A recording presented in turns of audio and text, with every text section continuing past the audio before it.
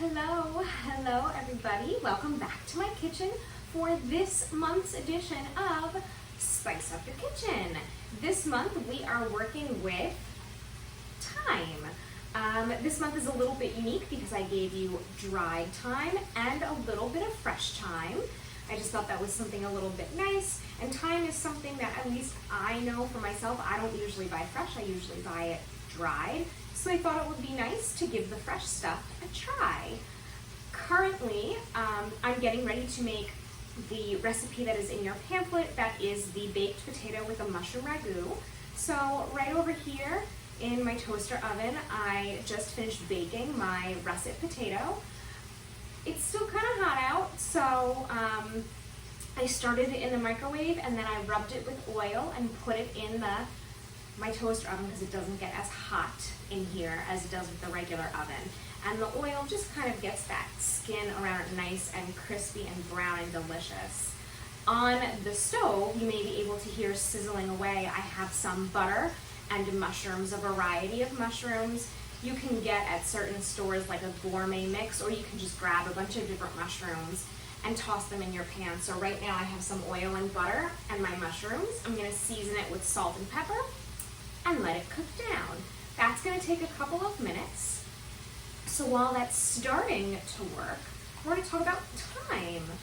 I think an easy combination for everyone with thyme, everyone always just kind of goes with, and there is a recipe in your pamphlet for lemon and chicken. It's really easy, it goes well together. That's why it's one of those recipes that everyone puts together with thyme. Thyme itself has a little bit of a citrus kind of flavor, but let's taste the fresh thyme together. Let's see.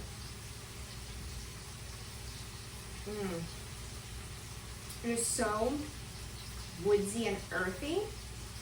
And then, like a lot of other herbs that we have done, there's a little bit of an astringency on the tip of my tongue. Not quite like an anise flavor, but very unique, peppery, which is another reason why it's great with lemon. And there's almost a little bit of some kind of similar profile to the profile that is in citrus. It's bright. It really fills up your whole mouth. It's wonderful. For that reason, I love an herbed shortbread recipe. During lockdown, I made for book cooks a rosemary dark chocolate shortbread, and I loved it. So when I found a recipe for lemon thyme shortbread, I really wanted to include that in our recipe pamphlet for this month because I think it is so good. Shortbread is so simple and delicious, and it's not too sweet, but you have a nice layer of the raw sugar on top. You have a crunch, it melts in your mouth, and the herbs just coat your mouth with like the fat and the sugar. So good. I love a good shortbread. I'm definitely going to try that recipe, but I did feel like making dinner today, and I wanted to do this baked potato stuffed with this mushroom ragu. So I'm going to give this a little toss quickly. I'm going to show you what it looks like.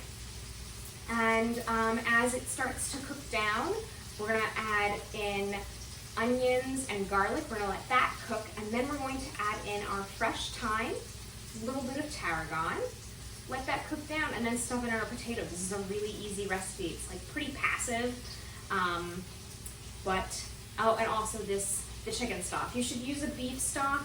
The recipe calls for beef stock and white wine, but I'm going to use the chicken, just the chicken only, and we let it cook down. So I'm going to show you all the different stages. It's pretty quick and easy, and then we're going to try it. All right, let's go take a look at the mushrooms.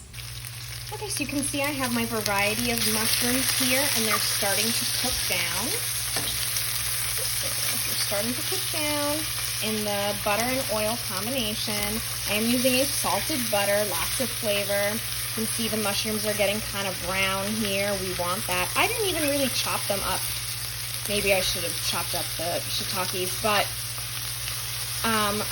they're going to cook down, and I'm really going to eat this whole thing, so it's fine.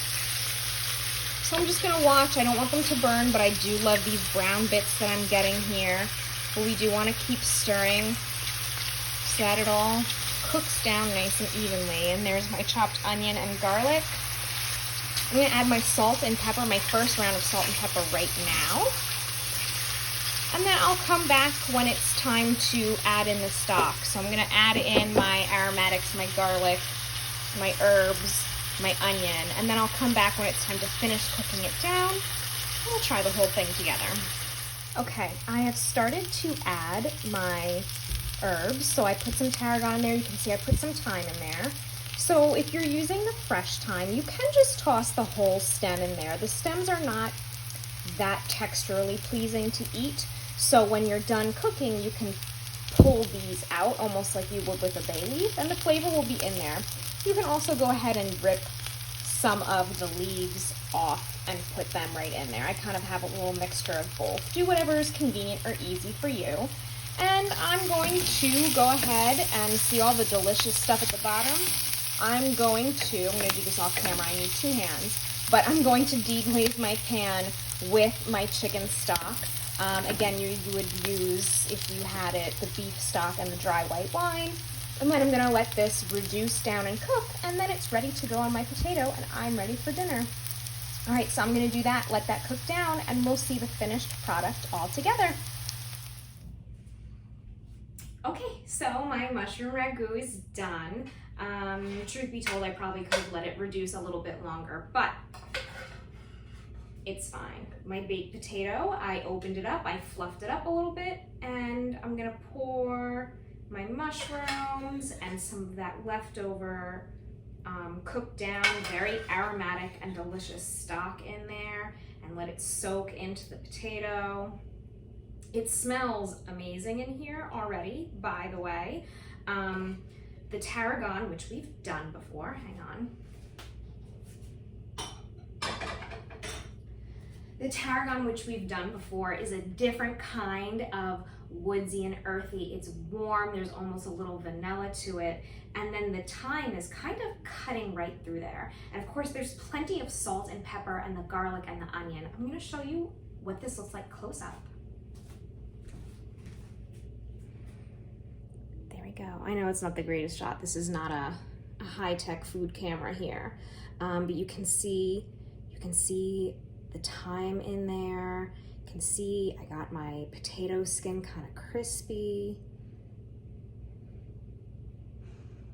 And it smells amazing.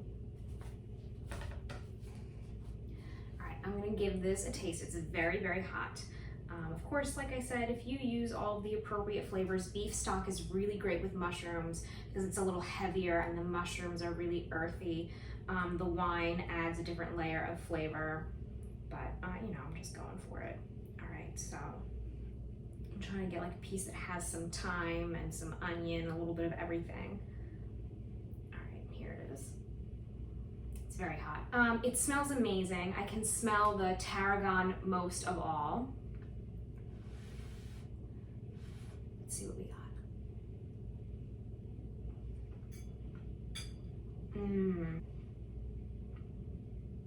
This is heavenly. It's exactly how I thought. The tarragon is actually kind of filling up the back of my palate. Very warm, very round.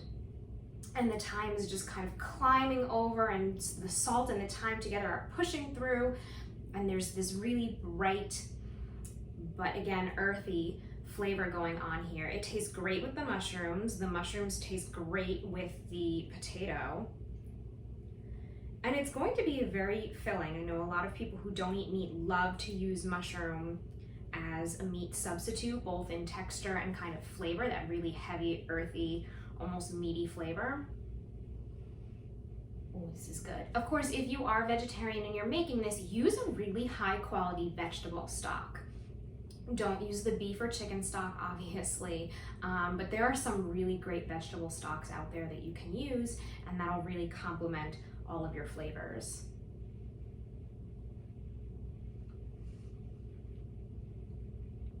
This is great. So whether you use this as a main because you don't eat meat, or you're doing a meatless Monday maybe, or if you're putting this on the side of your main protein, this is amazing. It's delicious, and I highly recommend it. I hope that you enjoy playing around with your thyme.